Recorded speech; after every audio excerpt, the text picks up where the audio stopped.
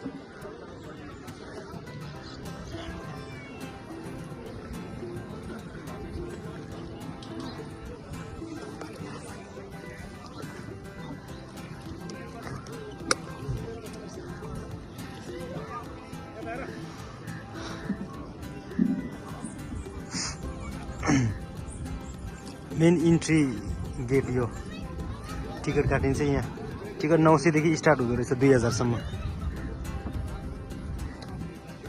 यहाँ अर्को बोर्डहरू छ यहाँ ठुलो बोर्ड यसमा चाहिँ फ्यामिली प्याकेज बोर्ड हो यो यसमा नि अट्छ यसमा नि 8 जनासम्म अट्छ होला लानु मिल्छ होला आइपुग्यो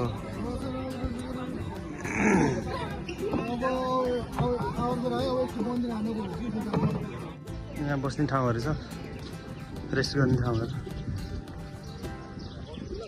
फोटो खिच्नु पर्यो अब दामी तरिकाले सानो तिम्रो कति छ सब्सक्राइबर हजुरको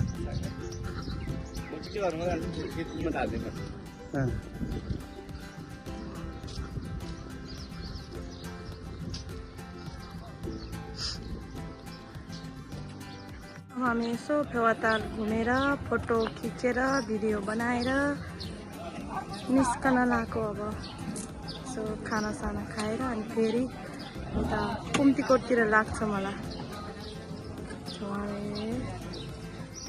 उहाँले चाहिँ स्कुटी निकाल्दै हुनुहुन्छ